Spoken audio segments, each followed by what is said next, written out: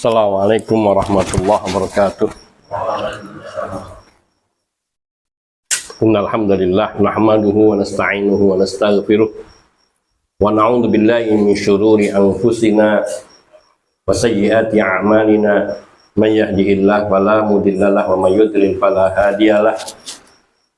Wa asyhadu an la ilaha illallah wahdahu la syarikalah wa asyhadu anna Muhammadan 'abduhu wa rasuluh sallallahu alaihi wa ala alihi wa sahbihi wa sallama tasliman katsira wa ba'd.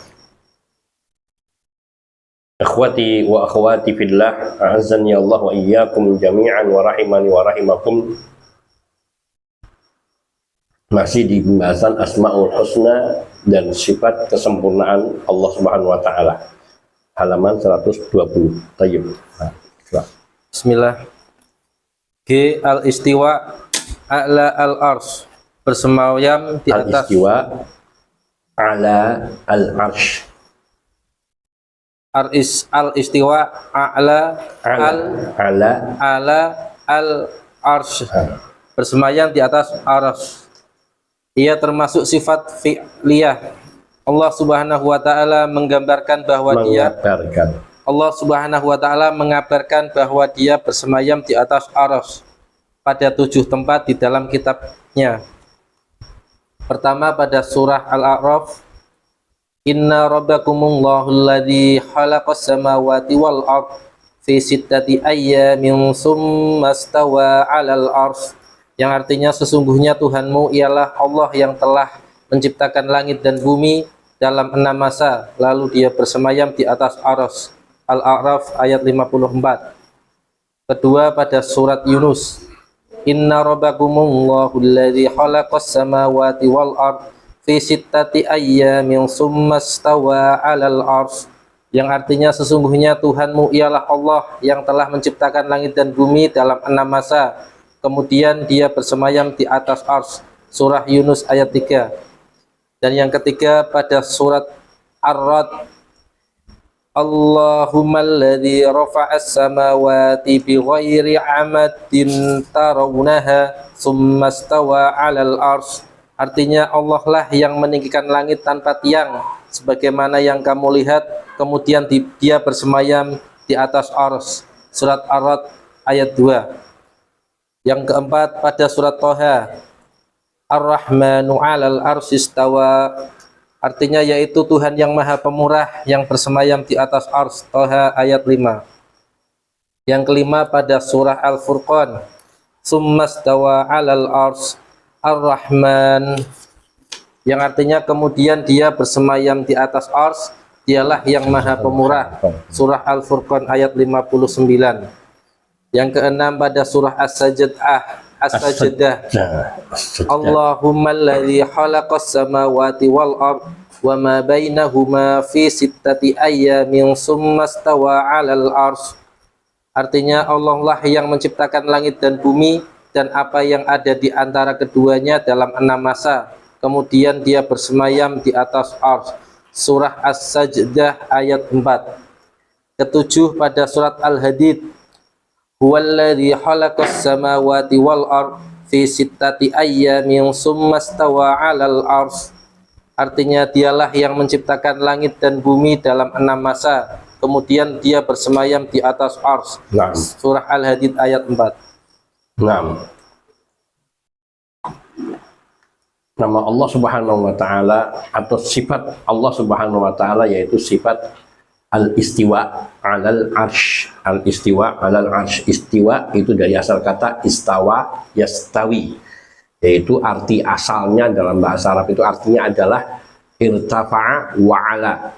Irtafa'a naik tinggi, wa 'ala di atas, naik tinggi di atas. Istawa. Nah, di atas ini kemudian yakni di atas segalanya. Makna di atas ini. Istiwa ini termasuk salah satu sifat dari sifat-sifat Allah Subhanahu wa taala yang sempurna. Dan Allah Subhanahu wa taala memberitakan sifat istiwa dirinya. Sifat istiwanya Allah di dalam Al-Qur'an sebanyak 7 kali, di 7 tempat. yakni yang pertama di surat Al-A'raf ayat 54. Allah katakan di sini, inna rabbakumullahu alladzi khalaqas samawati wal arda fi sittati ayyamin tsumma stawa 'alal 'arsy. Sesungguhnya Rabbmu Allah dialah yang telah menciptakan langit dan bumi fi sittati ayyamin dalam 6 masa. Ayam di sini artinya jamak dari yaumin yang artinya hari. Tetapi para ulama di sini mereka menyebutkannya masa karena isyaratnya hari di sini adalah hari yang tidak kita ketahui apakah hari dunia atau hari akhirat. Karena pada saat itu belum ada sesuatu selain Allah Subhanahu wa Ta'ala, dan Allah menciptakan langit dan bumi dalam 6 masa, maka disebutnya 6 masa. Ayam, yaum itu di sini masa, yaitu suatu ketentuan waktu yang hanya Allah Subhanahu wa Ta'ala yang tahu. Setelah menciptakan langit dan bumi 6 masa, summa stawa 'alal 'arsy, kemudian Allah naik tinggi di atas arsy-Nya. Kemudian Allah naik tinggi di atas arsy-Nya. Istawa juga dimaknai adalah bersemayam. Sebenarnya bersemayamnya, tapi dalam hal ini sebagaimana kaidah di dalam mengimani sifat dan nama-nama Allah, bahwa tidak ada sesuatu pun yang serupa sama dengan Allah Subhanahu wa Ta'ala. Yakni seperti perkataan Abdullah ibnu Abbas radhiyallahu ta'ala anhuma, yakni tidak ada keserupaan pada sifat-sifat dan nama-nama Allah selain nama, selain istilah saja nama, tetapi hakikatnya berbeda, Maka kita tidak boleh membayangkan tentang bagaimana Allah istiwa. Nanti ada keterangan yang kita dapatkan insya Allah berkaitan dengan istiwa ini, yaitu bahwa Imam Malik rahimahullah ta'ala ketika ditanya dalam majlis ini, ada seorang yang bertanya kepada Imam Malik, kaifa istawa Ar-Rahman 'alal 'arsy, kaifa istawa Allah 'alal 'arsy, bagaimana Allah beristiwa di atas 'arsy. Maka Imam Malik rahimahullah ta'ala beliau mengatakan, al-istiwa'u ma'lumun, arti istiwa dalam bahasa Arab oleh orang Arab itu diketahui, yaitu irtafa'a wa'ala, naik tinggi di atas, naik tinggi di atas, yakni di atas seluruh makhluknya, di atas seluruh makhluknya. Makhluknya meliputi segala sesuatu selain Allah Subhanahu wa Ta'ala, termasuk ruang, waktu, dan segala yang Allah ciptakan. Allah ada di atas segalanya, di atas segalanya. Ar-Rahman 'alal 'arsy istawa. Dan istiwa maklum, makna istawa itu diketahui oleh orang Arab, tidak ada yang mereka membingungkannya. Al-istiwa maklum, wal imanu bihi wajib, mengimani bahwa Allah itu beristiwa, yaitu naik tinggi di atas, dan bersemayam, makna lain bersemayam itu wajib kita imani, karena Allah Subhanahu wa Ta'ala memberitakannya di 7 ayat di dalam Al-Quran, di 7 ayat dalam Al-Quran. Yang di dalam surat Al-A'raf ayat 54 di sini Allah mengatakan summa stawa 'alal 'arsy, kemudian Allah naik tinggi di atas arsy-Nya, bersemayam di atas arsy-Nya. Janganlah kemudian dikatakan oleh Imam Malik rahimahullah ta'ala, mengimaninya wajib, wal kaifu majhul, sedangkan bagaimana Allah bersemayam seperti yang ditanyakan itu adalah sesuatu yang tidak ada yang tahu, hanya Allah saja yang tahu bagaimana Allah bersemayam. Makanya beliau katakan wassu'alu anhu bid'atun, menanyakan bagaimana Allah beristiwa adalah sesuatu yang bid'ah. Yakni maksudnya di zaman Nabi tidak ada seorang sahabat pun yang bertanya kepada Rasulullah Shallallahu Alaihi Wasallam mengenai bagaimana Allah beristiwa. Tidak ada yang tanya para sahabat. Padahal mereka sangat mudah kalau mau bertanya, dan mereka tahu makna istawa, yaitu bersemayam atau tinggi di atas seluruh makhluknya. Maka mereka paham dan mereka mengimaninya, dan mereka tidak mempertanyakannya kepada Rasulullah Shallallahu Alaihi Wasallam. Sekiranya ada pertanyaan, pasti ada riwayat yang sampai kepada kita, karena tidak ada sesuatu dari agama ini melainkan telah disampaikan oleh Nabi dan telah diriwayatkan oleh para sahabat radhiyallahu ta'ala anhum jami'an. Karena tujuan disampaikannya agama oleh Rasul Sallallahu Alaihi Wasallam kepada umat untuk diketahui dan diriwayatkan, artinya diceritakan, diajarkan kepada generasi-generasi berikutnya. Sehingga kalau kita kumpulkan di sana banyak kitab-kitab hadis dan kitab-kitab riwayat, baik riwayat hadis dari Nabi Shallallahu Alaihi Wasallam yang menafsirkan Al-Quran ataupun yang memperjelas Al-Quran, atau yang menyempurnakan apa yang belum tersebut di dalam Al-Quran, atau apa yang dilakukan oleh Nabi yang itu merupakan penjelasan dan pengejawantahan dan perealisasian dari apa yang Allah firmankan dalam Quran, atau juga riwayat-riwayat para sahabat yang melakukan apa yang mereka dapatkan dari Nabi, itu semua ada di dalam kitab. Sehingga kalau kita lihat kitabnya Imam Ahmad, termasuk paling tebal dari seluruh kitab-kitab sunan. Dari seluruh kitab-kitab sunan, mencakup dalam musnad Imam Ahmad itu sampai mencakup sekitar 23 ribuan hadis. 23 ribuan hadis dari 1 juta yang beliau hafal. Kenapa kok? Karena ada pengulangan-pengulangan. Jadi riwayat ini diriwayatkan oleh sekian sahabat, sekian perawi, itu terus sampai kepada Imam Ahmad. Itu hadisnya ada beberapa, tapi bunyi lafadznya sedikit berbeda. Maka beliau pilih yang paling rajih menurut beliau, yang kemudian beliau pisahkan dari 1 juta hadis. Ada yang menyebutkan 600.000 hadis, ada yang menyebut sampai 1 juta hadis. Kemudian kitab musnad Imam Ahmad yang 23 ribuan ini disempurnakan dengan anaknya Abdullah ibn Ahmad, yaitu dalam zawaidnya. Zawaid artinya imbuhan, tambahan, yakni riwayat-riwayat bapaknya, ayahnya yang belum dimasukkan ke dalam musnad. Dan itu sudah ada di dalam catatan yang dipegangi oleh Abdullah ibnu Ahmad. Maka disebutkan zawaid Imam Ahmad, Zawaidul Musnad li Imam Ahmad. Sehingga kalau ditotal menjadi sekitar 30.000 hadis yang diriwayatkan dan dihafal oleh Imam Ahmad. Makanya semua persoalan dalam agama, kalau kita mau belajar hadis, akan kita temukan jawabannya. Hanya persoalannya kita ini malas belajar. Yakni orang yang menghafal hadis sampai sekian itu hanya beberapa gelintir orang. Ada anak muda yang memang diberi kecerdasan oleh Allah Subhanahu wa Ta'ala, dia hafal Quran di usia muda, seperti Syekh Mujihad. Itu anak kecil tapi beliau sudah hafal kitab Sahih Bukhari, kitab Al-Quran pertama kali, dan Sahih Bukhari, Sahih Muslim, Sunan Tirmidzi, Nasai, Ibnu Majah, Abu Dawud. Itu kutubus sittah semua beliau hafalkan. Dan belakangan nggak tahu termasuk diantaranya Musnad Imam Ahmad. Allahu Akbar. Maka hanya sedikit orang yang tahu. Yang lainnya mutolaah paling tahunya. Ada. Dan ulama-ulama yang termasuk zaman ini yang sudah termasuk disebutkan al-hafidh dalam hadis, itu mereka yang hafal minimal 100.000 hadis dengan berbagai riwayatnya dan termasuk sanad-sanadnya, seperti Syekh Al-Albani rahimahullah ta'ala. Beliau termasuk orang yang hafal sampai 100.000 hadis. Itu yang ditebak oleh muridnya, karena beliau nggak mau menjawab, nggak mau ditanya berapa ya Syekh yang sedang kau hafalkan. Beliau diam. Ditanya lagi, wahai Syekh. Kemudian muridnya menjawab, adakah 100.000 ya Syekh? Kemudian beliau mengatakan fabi ni'mati minallahi astagfirullah. Yang maknanya nikmat apapun yang kamu terima maka itu semua dari Allah Subhanahu wa Ta'ala. Jawaban beliau membacakan ayat ini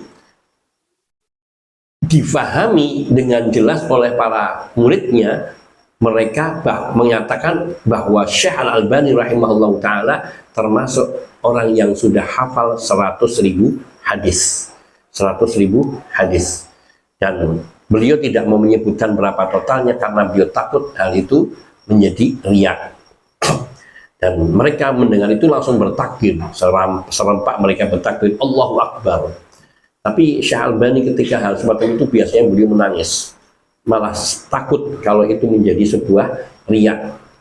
Ini Syekh Al-Albani rahimahullah ta'ala. Sehingga beliau ini termasuk yang mentakhrij hadis-hadis yang ada di dalam kutubus sunan, kitab Sunan Abu Dawud, Sunan Nasai, Sunan Ibnu Majah, Sunan Tirmidzi, itu sudah ditahrid sehingga dipisahkan kitab yang sahihnya, hadis-hadis yang sahihnya dan hadis-hadis yang dhaifnya.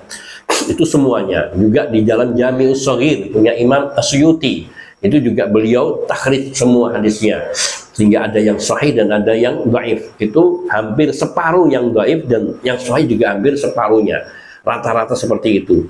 Kemudian di dalam kitab lainnya lagi beliau menyusun, akhirnya beliau banyak mentahrid kitab-kitab hadis dalam sunnah, dalam artinya dalam fikih dan juga dalam ayat seperti Irwaul Ghalil, itu di dalam tahridnya hadis tentang fikih. Kemudian juga banyak sekali sehingga patutlah kalau sampai beliau menghafal sampai 100.000 hadis. Ini bukti bahwa sesungguhnya tidak ada seorang sahabat pun di dalam hadis-hadis yang sekian banyak yang mereka mempertanyakan bagaimana Allah beristiwa. Mengisyaratkan apa? Para sahabat adalah orang yang paling paham tentang agama dan paling bersegera bertanya tentang sesuatu yang tidak mereka pahami, karena mereka hidup di masa Nabi SAW dan bisa langsung bertanya kepada Rasul SAW. Dan mereka selalu apa yang mereka dapatkan dari Nabi mereka ajarkan kepada generasi-generasi yang tidak pernah berjumpa dengan Nabi. Dan itu menunaikan amanah Rasul SAW yang beliau mengatakan fal yuballighi syahidu minkumul ghaibah. Hendaknya orang yang hidup di masa ini bertemu denganku menyampaikan kepada orang-orang yang tidak bertemu denganku, yakni yang mereka saat itu belum muslim atau belum pernah berjumpa dengan Nabi. Dan tidak ada satupun yang membicarakan tentang bagaimana Allah beristiwa. Oleh karena itu menanyakannya adalah perkara bid'ah. Dan sikap tegas Imam Malik rahimahullah ta'ala, beliau perintahkan kepada yakni muridnya untuk mengeluarkan orang yang bertanya dengan itu. Apa tujuannya? Agar seseorang itu tidak seenaknya berbicara tentang agama. Maknanya bahwa istiwa adalah satu kalimat yang difahami maknanya bersemayam. Akan tetapi, dan kita wajib mengimaninya, akan tetapi bagaimana Allah beristiwa itu bukan urusan kita dan tidak ada kewajiban bagi kita untuk mengetahuinya. Kewajiban kita adalah mengimani bahwa Allah beristiwa karena Allah menghabarkan. Di sini di 7 ayat yang kemudian di surat Yunus, Inna rabbakumullahu alladzi khalaqas samawati wal arda fi sittati ayyamin tsumma stawa 'alal 'arsy. Ini hampir sama dengan ayat yang di atasnya. Inna rabbakumullahu alladzi khalaqas samawati wal arda fi sittati ayyamin tsumma stawa 'alal 'arsy. Ini surat Al-A'raf ayat 54 sama dengan yakni yang ada di surat Yunus ayat 3. Coba diperhatikan di situ sama ayatnya, bunyinya sama. Yang di sini ada pengulangan dan itu banyak dalam Al-Qur'an ayat-ayat yang bunyinya diulang. Tsumma stawa 'alal arsy, tsumma stawa 'alal arsy, kemudian Allah bersemayam di atas arsy, yaitu naik tinggi di atas arsy-Nya. Dan tidak perlu kita mempertanyakan, membayangkan, mengumpamakan, nggak usah, karena kalau kita mengumpamakan ujungnya menyerupakan Allah dengan perbuatan makhluk dan itu merupakan kesyirikan di dalam rububiyah, tidak boleh. Maka sikap tegas Imam Malik mengusir adalah bukanlah karena beliau benci, tetapi mewaspadai agar seseorang tidak sembarangan berbicara tentang agama atau menanyakan hal yang tidak penting. Di ayat yang ketiga yang ada di surat Ar-Ra'd ayat 2, Allah Subhanahu wa ta'ala juga menyebutkan tentang istiwanya di atas arsy. Allahul ladzi rafa'as samawati bighairi 'amadin tarawnaha. Allah lah yang telah meninggikan langit dengan tanpa tiang yang kalian lihat. Sebagaimana yang kalian lihat. Kita melihat, ada nggak tiang yang menopang langit? Nggak ada. Padahal kita kalau lihat bangunan yang luas dan ada tiangnya, akan mudah roboh. Bayangkan ini dari ujung timur sampai barat, dari ujung selatan sampai utara, tidak ada satupun tiang yang menopang langit. Di ghairi amadin, tidak ada tiang yang menopang langit. Allah meninggikan langit setinggi-tingginya, maha dahsyat. Kemudian Allah terangkan tsumma stawa 'alal arsy. Kemudian Allah naik tinggi di atas arsy-Nya. Dan arsy Allah itu di atas lautan, di atas air. Air lautan yang di atas, yang menopang arsy Allah, di bawahnya tidak ada daratan. Tidak ada daratan, tidak ada tanah. Karena Allah Maha Kuasa. Allah Maha Kuasa dan tidak ada yang menandingi Allah Subhanahu wa taala. Kalau kita mengenal Allah dengan keagungannya, maka bagaimana seseorang berani melakukan sesuatu yang tidak diperintahkan oleh Allah Subhanahu wa taala? Bagaimana seorang berani sampai apalagi menantang Allah, naudzubillah min dzalik. Di sini menegaskan tsummastawa 'ala 'arsy, Allah istiwa. Bagaimana mungkin kemudian kita memaknai dengan kata lain yang tidak ada petunjuknya dari Al-Quran maupun Sunnah, dan tidak ada keterangan dari Allah sendiri, dan tidak ada keterangan dari Rasul Shallallahu Alaihi Wasallam mengenai makna istawa itu adalah maknanya istaula misalnya, atau yang lainnya. Maka tidak boleh kita memaknai istiwa kecuali dengan makna yang diketahui secara bahasa di kalangan bangsa Arab. Di ayat keempat pada surat Thaha ayat 5, Allah Tabaraka wa Ta'ala juga berfirman, Ar-Rahmanu 'alal 'arsy istawa. Allah yang Maha Rahman, Tuhan yang Maha Pengasih, di atas arsy-Nya Dia beristiwa. Di atas arsy-Nya Dia tinggi, di atasnya Dia naik tinggi di atas arsy itu. Di ayat yang Al-Furqan, surat Al-Furqan, yaitu ayat yang ke-59, yaitu yang ke-5, di ayat yang ke-5, Allah mengulang yang serupa dengan mengedepankan yang di atas itu depan, mendahulukan Ar-Rahman. Di sini tsummastawa 'alal 'arsy Ar-Rahman. Kata nama Allah Ar-Rahman Allah sebut di belakang. Dan ini bahasa-bahasa ini punya maksud yang indah sesuai dengan kalimat-kalimatnya. Tetapi semua di sini yang ingin tegaskan bahwa Allah menegaskan dirinya beristiwa di atas arsy. Allah beristiwa di atas arsy. Tsummastawa 'alal 'arsy Ar-Rahman. Kemudian Dia naik tinggi di atas arsy-Nya. Siapa Dia? Ar-Rahman. Allah yang Maha Pengasih. Allah Tuhan yang Maha Pengasih. Di sini semua di 5 ayat ini. Kemudian di yang ke-6-nya, yaitu di surat As-Sajdah ayat 4, Allah Subhanahu wa Ta'ala juga berfirman, Allahul ladzi khalaqas samawati wal arda wa ma bainahuma fi sittati ayyamin tsummastawa 'alal 'arsy. Allah lah yang telah menciptakan langit-langit dan bumi serta apa saja yang ada di antara langit dan bumi fi sittati ayyamin, dalam 6 masa. 6 hari yang pengertian harinya adalah masa, karena bukan hari sebagaimana yang kita kenal, bisa hari yang lebih panjang dari itu. Mengapa Allah lama sekali menciptakannya? Allah berkehendak untuk menciptakan, seandainya Allah mau, Allah ciptakan dalam hitungan detik atau kurang dari 1 detik. Tapi Allah ingin memberikan hikmah bagaimana Allah memiliki keagungan yang besar dan bagaimana Allah menciptakan langit dan bumi ini, sehingga betul-betul semua terjadi seolah yakni sesuai dengan kehendak Allah, sesuai dengan kehendak Allah. Fi sittati ayyamin, setelah menciptakan sempurna langit dan bumi, tsummastawa 'alal 'arsy, kemudian Allah naik tinggi di atas arsy-Nya. Jangan tanyakan bagaimana Allah naik di atas arsy-Nya, karena Allah, bagi Allah menciptakan langit dan semesta alam ataupun menciptakan semut sama saja, tidak ada bedanya buat Allah. Kenapa? Innama amruhu idza arada syai'an ayyaqula lahu kun fayakun. Karena segala urusan Allah, perintah Allah, bila Allah hendak menghendaki sesuatu itu untuk terjadi, maka Allah mengatakan jadilah, maka terjadilah, terciptalah apa yang Allah kehendaki. Maka tidak ada bedanya. Allah menciptakan 1 manusia dengan 1.000.000.000 manusia sama saja buat Allah, tidak ada sulitnya. Allah menciptakan langit dan bumi dan seluruh isinya dengan menciptakan 1 semut atau 1 lalat sama saja bagi Allah Subhanahu wa Ta'ala. Lalu mengapa Allah istiwa? Yaitu Allah yang Maha Tahu.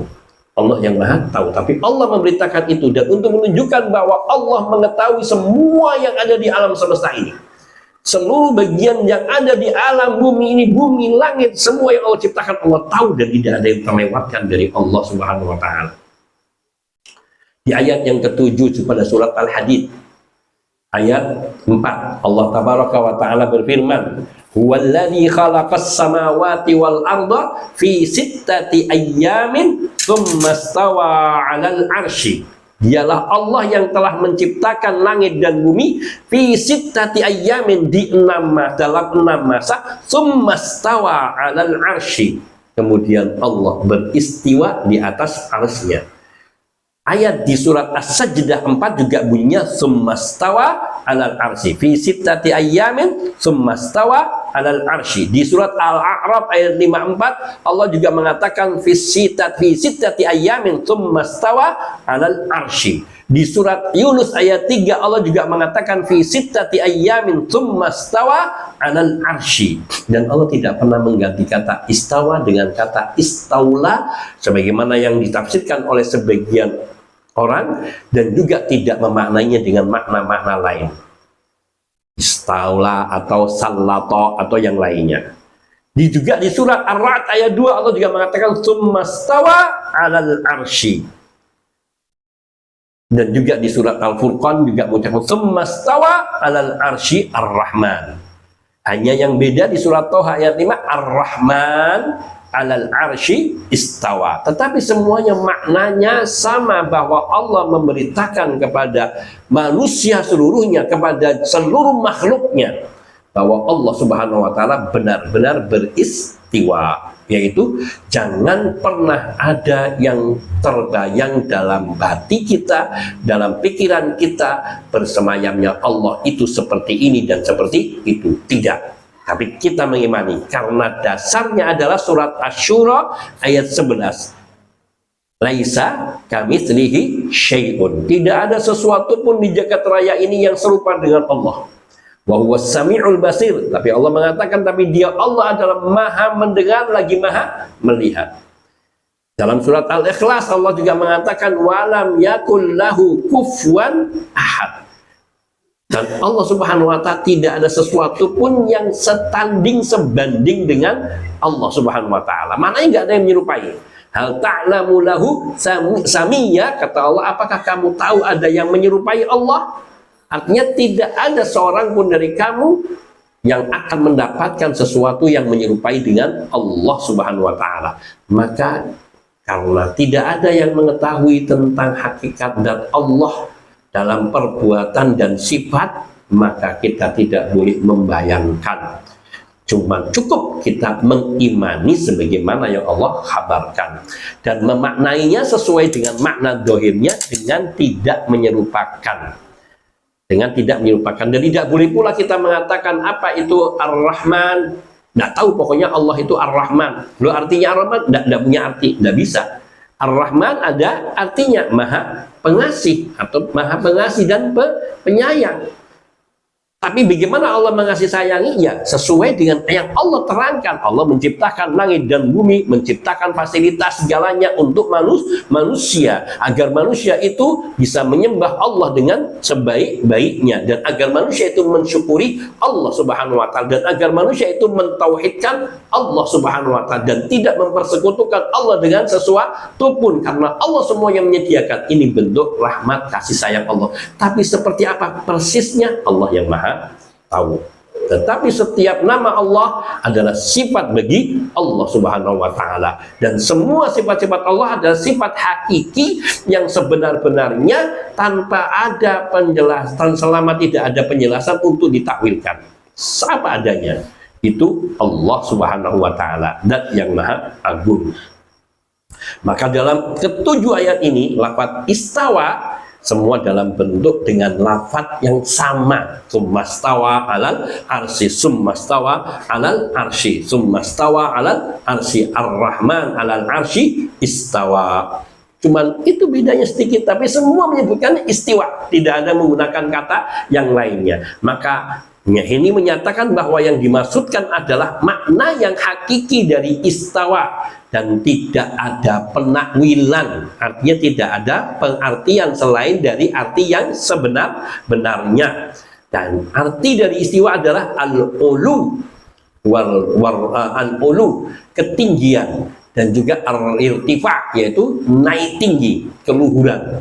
Semua artinya menunjukkan kepada ketinggian dan kemahatinggiannya Allah Subhanahu wa taala. dan juga al-fauqiyah, yaitu nanti masuk ke dalam sifat yang berikutnya. Sifat istiwa akan mengisyaratkan kepada sifat al-ulu, sifat ketinggian Allah tabaraka wa ta'ala. Teruskan. Dalam ketujuh ayat ini lafaz istawa datang dalam bentuk dan lafaz yang sama. Hal ini menyatakan bahwa yang dimaksudkan adalah maknanya yang hakiki dan tidak menerima takwil, yaitu ketinggian dan keluhurannya di atas ars. Ars menurut bahasa Arab adalah singgasana untuk raja, sedangkan yang dimaksud dengan ars di sini adalah singgasana yang mempunyai beberapa kaki yang dipikul oleh malaikat. Ia merupakan atap bagi semua makhluk, sedangkan bersemayam Allah Subhanahu wa taala di atasnya ialah yang sesuai dengan keagungannya. Kita tidak mengetahui haifiyah caranya sebagaimana haifiyah sifat-sifatnya yang lain. Akan tetapi kita hanya menetapkan sesuai dengan apa yang kita pahami dari maknanya dalam bahasa Arab. Sebagaimana sifat-sifat lainnya, karena memang Al-Quran diturunkan dengan bahasa Arab. Nah, jelas tadi kita sudah singgung. Hanya penegasan di sini bahwa arsy secara bahasa maknanya singgah sana. Dan kursi itu adalah beda lagi, itu kursi. Kursi itu tempat pijakan kaki Allah dalam satu riwayat dari Ibnu Abbas radhiyallahu ta'ala anhuma. Dan arsy adalah singgasana Allah Subhanahu wa taala. Dan kita memaknainya sebagaimana makna dalam bahasa Arab dan tidak merubahnya, karena itu adalah makna hakiki yang dikehendaki oleh Allah. Namun kita tadi bahwa istiwanya Allah sesuai dengan keagungan Allah, kemahabesaran Allah, dan tidak mungkin diserupakan dengan makhluk Allah zat yang maha agung yang menciptakan alam semesta ini. Tidak akan mungkin disamakan kita yang cuma hanya sapu debu dibandingkan dengan semesta alam. Maka tidak bisa kita menyerupakan apa saja dari sifat-sifat Allah dengan yang ada pada makhluknya. Cuman Allah ingin mengenalkan kemahabesaran dan kekuasaan Allah dengan menyebutkan sifat-sifatnya yang bisa dipahami oleh hamba. Kalau Allah mengenalkan dirinya dengan sifat-sifat yang kita tidak mengenalinya, akan lebih sulit kita mengenali Allah Subhanahu wa ta'ala. Maka Allah memberikan kemudahan kepada kita, tapi Allah memberikan batasan.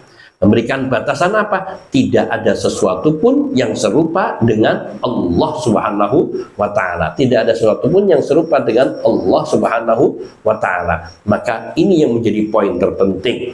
Maka bersemayamnya Allah adalah sesuai dengan keagungannya, dan bagaimana caranya atau seperti apa Allah beristiwa, maka Allah rahasiakan. Karena manusia nggak akan mampu. Seandainya Allah beritakan, nggak akan mampu. Nggak akan mampu. Maka itu menjadi rahasia. Tapi Allah mampu untuk membuat seperti itu. Karena Allah itu cahaya. Dan cahaya ini tidak ada. Kalau seandainya tabir cahaya Allah itu dibuka tabirnya, maka akan membakar seluruh yang ada di alam semesta ini. La ahraqat sabahatu wajhillah wa sabahatu nurillah mantah ilaihi basar, yakni sejauh yang bisa dipandang oleh Allah. Yang mana yang nggak bisa dipandang oleh Allah? Alam semesta ini semua dalam pandangan Allah dan pengawasan Allah. Maka maknanya akan terbakar seluruh alam semesta ini sekiranya Allah membuka tabirnya, tabir cahayanya. Allahu nur samawati wal ardi. Allah adalah cahaya yang menerangi langit dan bumi, yaitu yang menjadikan langit dan bumi ini menjadi terang. Itu Allah Subhanahu wa ta'ala, zat yang maha agung lagi maha tinggi. Dan sifat istiwanya Allah juga sebagaimana sifat-sifat yang lain yang ada pada Allah Subhanahu wa ta'ala, yakni sifat hakiki yang sesuai dengan keagungan dan kemahabesaran Allah tabaraka wa ta'ala. Dan tidak perlu kita sulit-sulit menerka-nerka memberikan arti seperti ini, karena Nabi tidak pernah. Mereka yang mencoba mengartikan kata istawa kepada arti lain, ataupun makna sifat-sifat lain diartikan kepada makna lain, tidak seorang pun dari mereka yang menyebutkan riwayat dari Nabi ataupun dari sahabat Nabi. Lalu bagaimana mereka? Karena mereka terlalu mengedepankan akal dan merasa mampu untuk menerjemahkan ayat-ayat itu dengan takwil. Takwil itu apa? Mengartikan dibalik makna dohir. Ini tangan, diartikan tangan, tapi mereka nggak mengartikan tangan. Oh, itu bukan tangan, maksudnya kekuasaan. Kekuasaan. Memang ada orang menyebutkan tangan itu untuk makna kekuasaan, tetapi ketika tidak ada keterangan pada sifat-sifat Allah, tidak boleh sifat-sifat Allah dimaknai dengan takwil-takwil yang tidak ada petunjuk dari Nabi Shallallahu Alaihi Wasallam. Sangat jelas. Sangat jelas dan mudah sekali, karena kita ini tidak diberi teka-teki oleh Allah. Kata para ulama, kita Ahlus Sunnah, Ibnu Huzaimah dan yang lainnya, Allah tidak memberikan teka-teki kepada hambanya. Kalau seandainya ayat-ayat sifat itu ya harus dimaknai dengan makna-makna tawil, berarti Allah memberikan kesulitan bagi hambanya untuk mengenali Allah Subhanahu wa Ta'ala. Karena tidak semua orang bisa memahami makna tangan diartikan kekuasaan, istawa diartikan dengan istaula, karena itu terlahir hanya dari segelintir orang. Padahal ayat suci Al-Quran itu untuk dipahami oleh semua manusia. Apalagi makna-maknanya sudah sangat jelas, seperti yadun, seperti wajhun, seperti ainun, seperti apalagi semua yang disebutkan dalam kaitan dengan sifat-sifat Allah Subhanahu wa Ta'ala. Maka kita cukup mengikuti pemahaman makna bahasa Arab, kebahasaan, sebagaimana itu berlaku pada semua sifat-sifat Allah Subhanahu wa Ta'ala, karena Al-Quran diturunkan dalam bahasa Arab yang fasih. Nah, siapa yang Ustaz? Sifat yang selanjutnya al-u'lu, tinggi. Al-ulu, tinggi, dan al-fauqiyah, di atas. Dua sifat Allah Subhanahu wa Ta'ala yang termasuk zatiyah adalah ketinggiannya di atas makhluk dan Dia di atas mereka. Allah Subhanahu wa Ta'ala berfirman, wa huwal aliyyul azim, dan Allah maha tinggi lagi maha besar. Surah Al-Baqarah ayat 255. Sabbihisma rabbikal a'la, sucikanlah nama Tuhanmu yang maha tinggi. Al-A'la ayat 1. A'amintum man fis sama, apakah kamu merasa aman terhadap Allah yang di langit? Surah Al-Mulk ayat 16. Maksudnya zat yang ada di atas langit, apabila yang dimaksud dengan sama dalam ayat tersebut adalah langit atau zat yang di atas, jika yang dimaksud dengan sama adalah sesuatu yang ada di atas, sebagaimana Dia menggambarkan tentang diangkatnya sesuatu kepadanya. Inni mutawaffika wa rafi'uka illa, sesungguhnya aku inni mutawaffika wa rafi'uka ilayya, sesungguhnya aku akan menyampaikan kamu kepada akhir ajalmu dan mengangkat kamu kepadaku. Surah Ali Imran ayat 55. Barrafa'ahullahu ilaihi, tetapi yang sebenarnya Allah telah mengangkat Isa kepadanya. Surah An-Nisa ayat 158. Dan tentang su'ud, naiknya sesuatu kepadanya. Ilaihi yas'adul kalimatut tayyibu, al-kalimut tayyibu, ilaihi yas'adul kalimatut tayyibu, al-kalimu, ilaihi yas'adul kalimut tayyibu wal amalus salihu yarfa'uh, kepadanya lah naik perkataan-perkataan yang baik dan amal yang soleh dinaikkannya. Surah Fatir ayat 10. Dan tentang uruj, naiknya sesuatu, dan tentang uruj, naiknya sesuatu kepadanya. Ta'rujul malaikatu warruhu ilaih, malaikat-malaikat dan Jibril naik menghadap kepada Tuhan.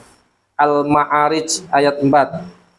Uruj dan su'ud adalah naik. Dalil-dalil semacam ini menunjukkan kepada ulu, ketinggian Allah Subhanahu wa Ta'ala di atas makhluknya.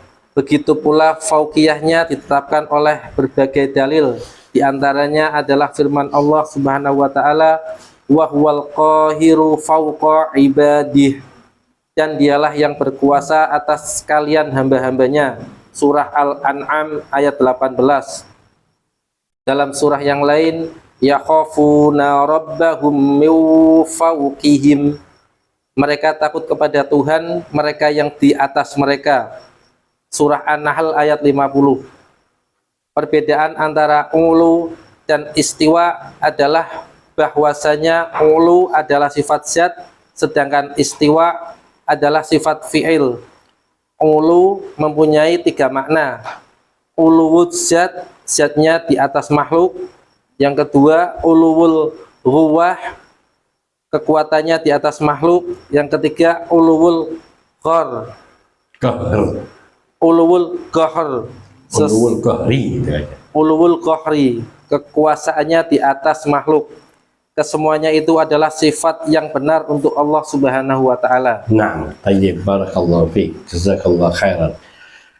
Al-ulu dari kata-kata ala ya'lu. Ala pakainya alif, ain, lam, alif. Ala ya'lu yang artinya tinggi.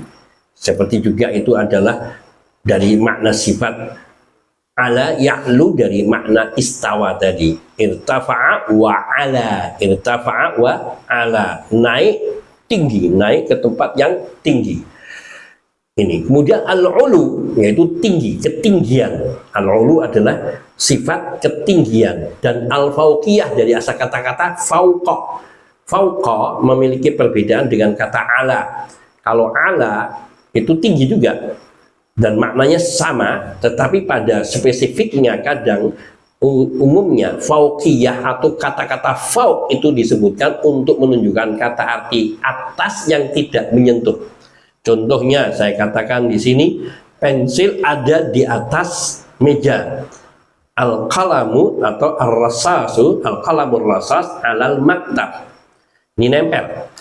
Tapi kalau kita katakan as-saqfu, ini apa nih? Atap langit-langit, fauqal maktab, atap langit-langit itu di atas meja. Sama-sama diartikan fauqa itu atas, tapi kalau fauqas as-saqfu, langit-langit rumah, di atas itu tidak menyentuh, tapi tinggi di atasnya.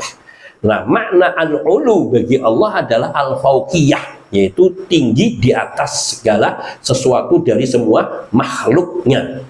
Nah itu, dan ini ditunjukkan oleh Allah di dalam banyak ayat. Ini hanya disebutkan sebagian, sebagiannya disebutkan sekian banyaknya untuk menunjukkan arti bahwa Allah itu memiliki sifat ketinggian. Nah, sifat al-ulu dan al-fauqiyah adalah sifat zatiyah. Apa makna sifat dzatiyah? Sifat dzatiyah yaitu sifat-sifat yang melekat dengan zat Allah Subhanahu wa taala, tidak lepas dari sifat Allah.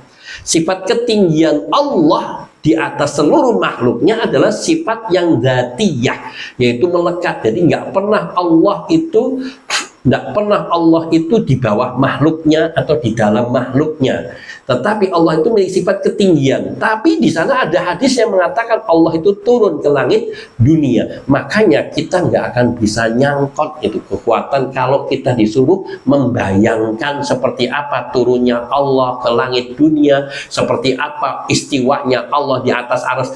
Itu tidak akan mungkin bisa dipahami oleh manusia. Yang bisa kita pahami bahwa Allah itu sebagaimana yang Allah beritakan tentang dirinya, Allah istawa di atas langit dan Allah turun ke langit bumi, ke langit dunia, yaitu ketika masih tersisa malam di sepertiga malam terakhir.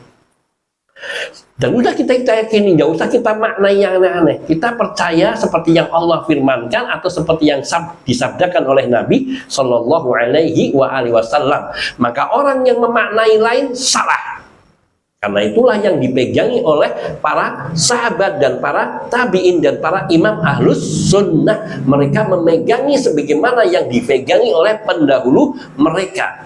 Sehingga tidak ada dari seorang ulama ahlus sunnah yang menyimpangkan makna dari yang sudah disepakati oleh para sahabat radhiyallahu ta'ala anhum jami'an. Ayat-ayat yang menunjukkan makna ulunya Allah, ketinggiannya Allah, yaitu diantaranya surat pada ayat kursi, surat Al-Baqarah ayat 255, itu ayat kursi, yaitu di akhir ayat, wa huwal aliyul azim, dan dialah Allah yang maha tinggi lagi maha besar. maha tinggi, yakni tinggi di atas seluruh makhluknya, dan maha agung, maha besar, yakni mengalahkan seluruh makhluknya, karena langit dan bumi hanya ada dalam lipatan genggaman tangan Allah. Itu langit. Bagaimana dengan kita? Kok kemudian kita membayangkan Allah dengan diri kita atau dengan makhluk? Maka mustahil tidak akan mungkin. Mungkin kita mencarinya, kita mungkin tukang bangun rumah atau sekalipun misalnya tukang mahat, sekiranya dia bisa memahat wujud kepada seseorang pun, dia tidak mungkin menyamakan wajahmu seperti wajah, hanya paling foto wajahmu, karena itu foto itu pencahayaan, bukan dari penyerupaan. Atau pelukis, tetap saja kita meskipun dohir gambarnya sama, tetapi hakikatnya berbeda. Dan tidak bisa kita samakan dalam hal itu dengan Allah sang pencipta segala sesuatu. Allahu khaliqu kulli syai'in. Allah pencipta segala sesuatu. Di ayat lainnya surat Al-A'la ayat pertama, Allah dalam surat Sabbihis, Allah berfirman, Sabbihisma rabbikal a'la. Sucikanlah nama Tuhanmu yang maha tinggi. Di ayat yang surat ayat kursi, Allah menyebutkan wa huwal aliyul azim, dialah Allah yang maha tinggi lagi maha agung. Di ayat yang surat Sabbihis, surat Al-A'la ayat 1, Sabbihisma rabbika al-a'la. Al-a'la itu ismu tafdil, yaitu hiperbola dari ungkapan aliyun. Aliyun itu tinggi, maha tinggi. A'la maha tinggi. Seperti kabir itu adalah kata maha besar bagi Allah, dan akbar itu paling besar. Maka a'la paling tinggi, hasan ahsan, jamil ajmal, semua seperti itu dalam bahasa Arab untuk menunjukkan, yakni kata ismut tafdil, yaitu untuk menunjukkan kesangat tinggian atau kesangat lebihannya suatu sifat dari suatu perbuatan. Di sini al-aliyu itu maha tinggi, al-a'la maha paling tinggi. Maka artinya tidak ada yang menyamai apalagi mengungguli Allah dalam ketinggian. Mustahil. Bayangkan langit yang maha dahsyat saja ada dalam lipatan Allah Subhanahu wa taala. Wal ardu jami'an qabdatuhu yaumal qiyamah was samawati matwiyatum biyaminih, kata Allah Subhanahu wa taala. Bumi itu dalam lipatan, bumi itu ada dalam genggaman Allah seluruhnya pada hari kiamat nanti. Dan langit itu dilipat oleh Allah dengan tangan kanannya. Maha besar Allah Subhanahu wa taala. Sehingga langit dan bumi itu kecil sekali. Bayangkan langit dan bumi disatukan yang demikian dahsyatnya. Kita naik menara yang tertinggi, lihat yang di bawah saja itu sudah kecil, padahal ketika kita bareng sama dia lebih tinggi dari kita. Tapi ketika kita lihat di atas, dia kecil. Bagaimana kalau dari atas yang lebih tinggi lagi? Orang naik pesawat sudah nggak bisa lihat manusia di bawahnya, yang terlihat cuman tanah dan rumah pun sudah tidak membentuk wujud asli, hanya dalam skema ataupun dalam bayangan, yakni yang tidak sebagaimana yang nyatanya, ya kan, yang tampak genteng-genteng toh, sehingga sudah nggak kelihatan. Itu baru dalam jangka tertentu, cara tertentu lagi, hanya kita seperti melihat globe. Globe lihat biru, hijau, apalagi putih, warna-warni tok itu yang menunjukkan gambar satu tempat. Pulau Jawa itu seperti ini pulau, tapi sudah nggak kelihatan lagi bangunan apalagi kotanya. Itu baru hanya beberapa kilo, belum sampai ngelewatin langit pertama. Maka kalau ada yang ngomong bahwa ada yang sudah sampai ke bulan, itu ngelindur. Karena jarak dari bumi ke langit yang pertama saja membutuhkan waktu 500 tahun perjalanan manusia. Loh, siapa yang umurnya sampai 500 tahun? Oh, ini kecepatan pesawatnya, cepat olang-alik yang cepat, secepat apapun tetap kecepatannya itu batasan manusia itu hanya sampai 500 tahun baru bisa sampai di permukaan bawah, dasar langit pertama. Dan matahari, bulan ada di antara langit dan bumi. Katakan di tengah-tengah, berarti kita harus menempuh sekitar 250 tahun. Sopo sing umuri nganti semono. Maka dusta besar yang mengatakan sudah sampai ke planet bulan atau planet Mars, itu semua dusta. Itu jaraknya jauh, meskipun kelihatannya paling dekat dengan bumi, tapi itu jaraknya kalau ditempuh bisa ratusan tahun. Kita perjalanan pesawat dari Indonesia ke Saudi saja harus berhenti di tengah jalan untuk isi bensin. Mampir ke negara lain untuk isi bensin. Sebesar-besarnya tangki pesawat, misal dipenuhin dari bandara ini, dia harus mampir ke satu negara yang terdekat untuk nambah bensin. Kalau enggak, barangkali kehabisan di tengah-tengah. Itu baru jarak hanya antara Indonesia dengan Saudi, dengan Jeddah atau Madinah, yang hanya di jarak tempuhnya 9 jam sampai 10 jam antara itu, sesuai dengan kondisi udara keadaan. Itu bayangan bagaimana harus mencapai sampai bulan-bulanan tanpa ngisi bahan bakar, nggak kembali, nggak akan kembali, nggak apa-apa ada yang jual bensin di tengah angkasa, sudah mustahil. Maka manusia itu kok gampang percaya sama kibulannya orang-orang Barat, orang-orang kafir itu. Logikanya sudah nggak masuk, jauh sekali. Maka apalagi Allah yang maha tinggi, tapi ajibnya Allah maha besar, maha tinggi di atas semua makhluknya. Tidak ada setitik debu pun yang terlewatkan dari penglihatan Allah dan pengetahuan Allah. Dan tidak ada suara yang sekecil apapun yang terlewatkan dari pendengarannya Allah Azza wa Jalla. Dan tidak ada semua yang ada di alam-alam semesta ini, gerakan dan segala benda-bendanya dan makhluknya yang terlewatkan dari ilmu Allah Azza wa Jalla. Allahu Akbar. Lalu bagaimana mungkin manusia mau menyerupakan sesuatu dari sifat-sifat Allah? Maka ini manusia sombong kalau dia sampai menyerupakan, maka syirik. Sebagaimana syiriknya, sebagaimana kufurnya iblis, karena dia merasa sombong bisa lebih hebat dari manusia. Hakikatnya dia sombongnya kepada Allah, karena Allah yang memerintahkan iblis untuk bersujud kepada Nabi Adam. Di surat Al-Mulk ayat 16, surat Tabarak, Allah juga mengatakan di ayat 16, A'amintum man fis sama'i. Itu ada dua ayat yang juga menyebutkan A'amintum man fis sama'i ayyursila alaikum hasiba fasata'lamuna kaifa nadir. A'amintum man fis sama'. Tapi yang ingin kita sebutkan di sini mengenai sifat Allah yang maha tinggi. Apakah kamu merasa aman dari zat yang ada di langit? Maksud di langit di sini sudah diterangkan di ayat sebelumnya dan ayat-ayat yang lain, yaitu maksudnya di tempat yang sangat tinggi. Karena langit buat manusia adalah tempat yang tinggi. Langit rumah ya yang paling tinggi dari rumah kita, atap rumah kita. Kalau langit dunia yaitu yang paling tinggi di atas kita. Maka Allah katakan, A'amintum man fis sama', apakah kamu merasa aman dari Allah yang ada di tempat yang tinggi? Sama yasmu samaan, yaitu yang tinggi, yang maha tinggi. Dan kata fi di sini tidak menunjukkan arti di dalam. Dan itu dalam bahasa Arab sudah dimaklumi, kata fi tidak selalu menunjukkan di dalam. Contoh,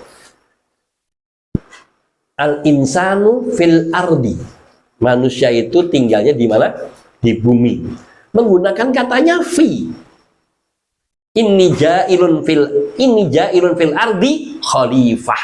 Allah mengatakan, aku akan menjadikan di bumi ini seorang khalifah. Apa Nabi Adam di dalam perut bumi? Penggunaannya fi. Maka di sini dalam bahasa Arab kata fi tidak selalu menunjukkan makna di dalam. Di bisa di atasnya.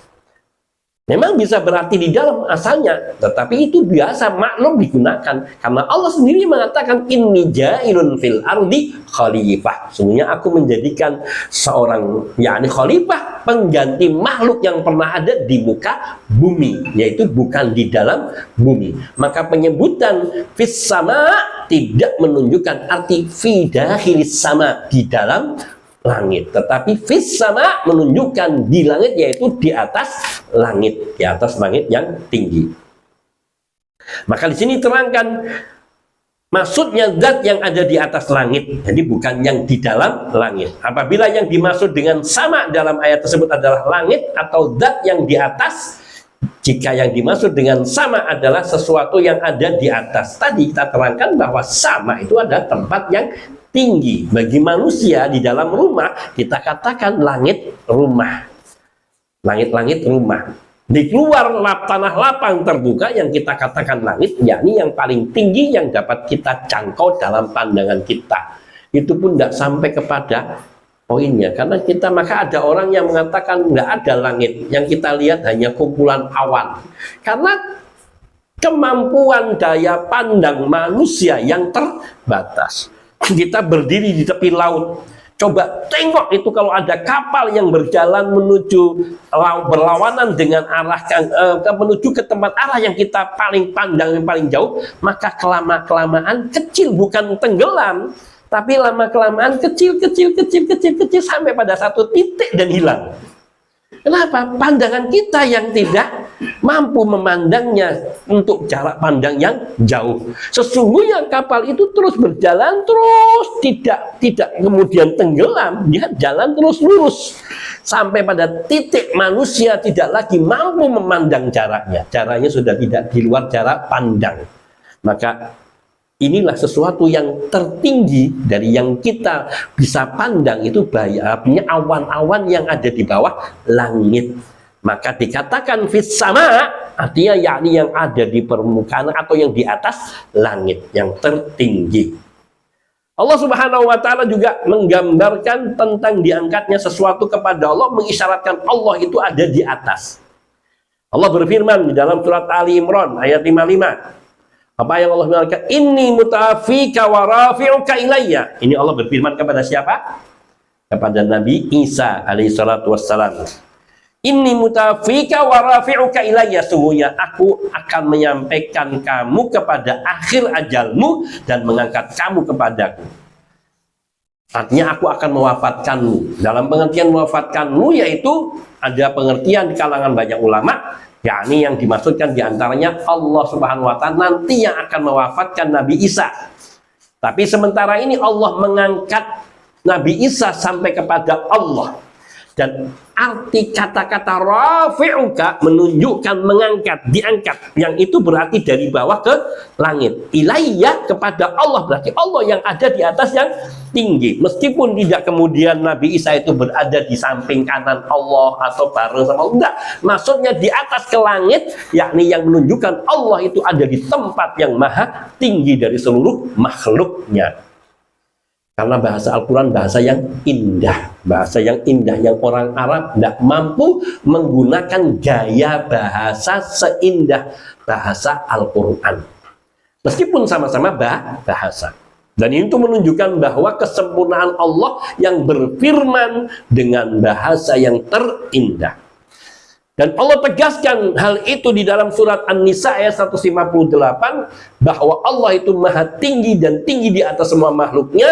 Dan ketika Allah mengatakan, yakni menceritakan bahwa Nabi Isa itu tidak mati, tidak pula disalib oleh kaumnya, tidak. Tapi Allah katakan, bal rafa'ahu Allahu ilaihi, tapi Allah lah yang telah mengangkat tinggi kepadanya. Allah lah yang telah mengangkat tinggi kepada Allah, yakni di tempat yang tinggi yang Allah tempatkan, di satu tempat yang tinggi, yaitu di surga, di satu langit, yaitu dari tingkatan-tingkatan langit yang sebagaimana yang diberitakan oleh Nabi sendiri ketika beliau melakukan Isra dan Mi'raj, bertemu dengan Nabi Isa alaihissalatu wassalam. Nabi Muhammad SAW bertemu dengan Nabi Adam, dengan bertemu dengan nabi-nabi lain, sampai bertemu dengan Nabi Musa dan Nabi Ibrahim alaihi wassalatu wassalam, juga bertemu dengan Nabi Isa. Dan ketika bertemu dengan yang lainnya, bertemu dengan seperti apa kita tidak tahu. Tapi yang jelas bahwa mereka jasadnya ada di bumi dan ruhnya telah dibawa ke langit, kecuali Nabi Isa. Karena Nabi Isa belum meninggal dunia dan belum ada jasadnya di bumi, karena beliau jasad dan ruhnya ada di langit. Sebagaimana juga ini menunjukkan bukti bahwa Nabi benar-benar sampai ke langit dengan jasad dan ruhnya. Maka orang yang mengatakan Nabi Isra hanya dengan ruhnya, dia tidak mengerti makna dari ayat Subhanalladzi asra bi'abdihi laila minal masjidil haram ilal masjidil aqsa. Asra bi'abdi, Allah yang memperjalankan hambanya. Kata abdun di dalam ayat ini diterangkan, yaitu maknanya Nabi SAW. Dan seseorang tidak dikatakan abdun, hamba bagi Allah, kecuali yaitu bila ruh dan jasadnya menyatu. Meskipun semuanya adalah hamba Allah, makhluk Allah Subhanahu wa Ta'ala. Tapi tadi bahwa yang menguatkan, menegaskan bahwa Nabi betul-betul Isra dengan jasad dan ruhnya, bahwa beliau bertemu dengan Nabi Isa alaihissalatu wassalam, yang beliau juga belum wafat dan diangkat oleh Allah Subhanahu wa Ta'ala di satu tempat yang tinggi dari semua manusia. Yang kelak di akhir zaman, dekat-dekat datangnya kiamat, Nabi Isa alaihissalatu wassalam akan diturunkan oleh Allah untuk memakmurkan bumi dan mengembalikan kejayaan agama Nabi kita Muhammad sallallahu alaihi wasallam, yang merupakan agama semua rasul dan semua nabi sebelum Nabi kita Muhammad sallallahu alaihi wasallam. Bal rafa'ahu Allahu ilaih. Tapi yang sebenarnya Nabi Isa itu bukan dibunuh, disalib, tapi sebenarnya Allah telah mengangkatnya kepada Allah Subhanahu wa Ta'ala. Kemudian untuk menunjukkan su'ud, yang artinya naik, dan ini menunjukkan bahwa Allah itu di tempat yang tinggi. Di dalam surat Fatir ayat 10 Allah berfirman, ilaihi yas'adul kalimut thayyibu wal amalus salihu yarfa'uh. Kepada Allah lah yas'adul kalimut thayyib, yaitu kalimat-kalimat yang indah, doa, zikir, tilawatil Quran, nasihat, amar ma'ruf, nahi mungkar, dakwah, mau'izah, semua kalimat-kalimat yang indah, wal amalus shalih, dan semua amal-amal yang soleh yang dikerjakan oleh manusia, oleh hamba-hamba Allah di muka bumi ini, yas'adu ilaihi yas'adu, kepada Allah lah semua itu naik. Yarfa'uh, Allah mengangkatnya, artinya amalan yang benar, yang baik, yang terpenuhi syarat dan syarat-syarat diterimanya amalan, yaitu karena Allah ikhlas, dan juga yang kedua sesuai dengan tuntunan Nabi, maka akan diangkat oleh Allah kepada Allah Subhanahu wa Ta'ala, diterima. Dan dikatakan yarfa'uhu, diangkat, menunjukkan ia sampai kepada Allah di tempat yang maha tinggi dari semua makhluknya. Sebagaimana ketika rohnya orang mukmin yang meninggal dunia, dalam hadis Nabi SAW dikatakan apa? Dibawa naik, yas'adu bihi ilas sama, dibawa ke langit. Sampai ke langit satu, minta dibukakan pintunya. Kalau orang mukmin maka dibukakan pintunya, diiringi oleh malaikat yang menjaga langit pertama, mengikuti jenazah roh daripada orang mukmin sampai ke langit dua. Jasadnya dibawa, tapi ruhnya diangkat sampai kepada langit yang ke-7, yaitu langit yang menunjukkan masuk langit ke-7, yang menunjukkan langit di mana Allah ada di atasnya. Kemudian Allah Subhanahu wa Ta'ala firmankan apa kepada hamba, kepada para malaikat mengenai hamba ini? Uktubu kitab abdi fil illiyin, yakni a'lal jannah. Tuliskanlah, catatkanlah amalan hambaku ini di langit, fil a'lal iliyin, di tempat yang paling tinggi, a'lal jannah. Itu catatan amalan hamba-hamba Allah yang beriman. Menunjukkan, dan Allah ada di mana? Di atas. Karena para malaikat ini membawanya lagi kepada Allah. Dan kemudian kembalikanlah ruhnya ini ke bumi. Karena dari bumi aku menciptakannya, kemudian aku kembalikan ia ke bumi, dan sekali lagi aku akan bangkitkan ia dari bumi. Maka diturunkan dan dibawa sampai kembali dipertemukan dengan jasadnya yang saat itu jasadnya sudah menantinya di alam kubur, yaitu di dalam kuburnya. Kemudian datang dua malaikat Munkar dan Nakir. Ketika ruh itu dikembalikan ke jasad, apakah jasad itu sudah dikubur? Sudah dikubur belum? Belum tentu. Yang nggak dikubur seperti orang Hindu, sampai disimpan bertahun-tahun untuk bisa mendapatkan uang, kemudian dibuat acara ngaben, dibuatkan patung sapi yang kemudian dimasukkan ke dalamnya untuk dibakar. Apa kemudian tidak didatangi malaikat? Makna alamul kubur yaitu sebuah alam, bukan seperti yang kita lihat pada kuburan sebagaimana dohirnya, tetapi disebutkan dengan alamul kubur karena dia umumnya manusia mati di kubur, maka disebutkan alamul kubur. Tetapi makna sebenarnya seperti yang Allah firmankan, yaitu alam barzah. Juga disebut alam kubur karena keumuman pada manusia yang mati dikuburkan. Nah, bisa jadi orang itu masih ditungguin di depan rumah, ada orang yang ngaji, ada yang apa, dan dia sedang ditanyai malaikat Munkar dan Nakir. Karena dia sudah di alam barzah. Sehingga salah orang mengatakan kalau nggak dikubur dia belum datang. Atau malaikat hanya akan datang kalau orang sudah meninggalkannya di 7 langkah. Kalau gitu tungguin gantian, jangan ada yang meninggal supaya nggak ditanya. Nggak betul. Nggak bisa diakali ketentuan-ketentuan mutlak dari Allah Subhanahu wa Ta'ala. Kecuali orang-orang yang memang mereka mendapatkan kemuliaan di sisi Allah yang terbebas dari pertanyaan malaikat Munkar dan Nakir seperti para syuhada. Dan semoga saudara-saudara kita yang mereka gugur terbunuh di negeri Palestina termasuk orang-orang yang syuhada, dan mudah-mudahan mereka termasuk orang-orang yang langsung dipertemukan dengan surga oleh Allah Subhanahu wa Ta'ala, dimasukkan ke dalam surga meskipun belum sempurna, tapi sudah berada tinggal di dalam tembolok-tembolok burung hijau yang ada di dalam surga, bukan yang di dunia, yang ada di dalam surga. Dan yang ada di dalam surga nggak akan tampak ke dunia ini, kecuali hanya para nabi yang bisa melihat makhluk-makhluk Allah yang di surga itu, bisa menampakkan sebagaimana sebuah riwayat mengatakan ketika seorang sahabat Nabi radhiyallahu ta'ala anhu, yaitu Julaibib kalau tidak salah, yang wajahnya buruk rupa, artinya fisiknya bukan orang yang tampan menarik,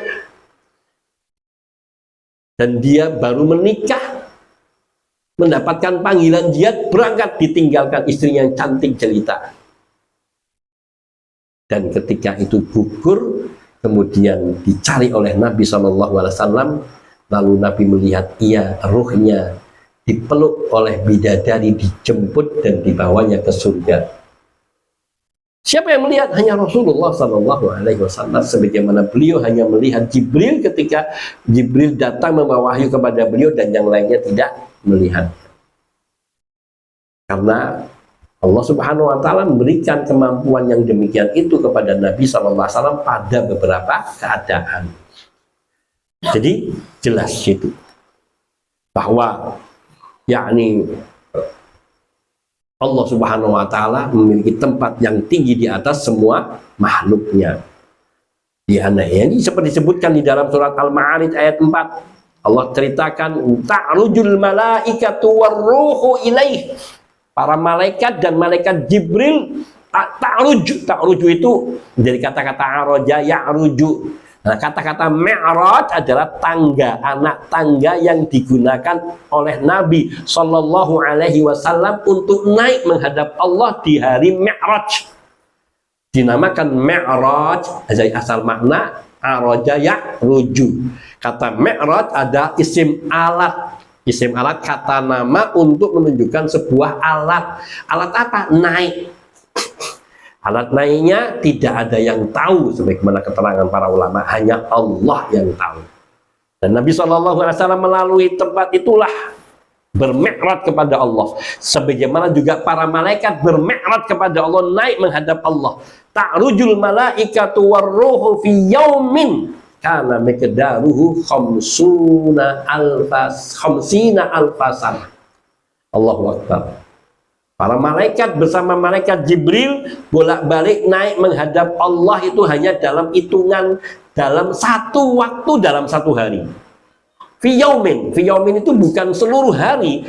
Kalau fil yaum di sepanjang hari atau di kebanyakan hari. Kalau fi yaumin hanya pada sebagian waktu di dalam satu hari. Mungkin hitungannya hanya beberapa menit.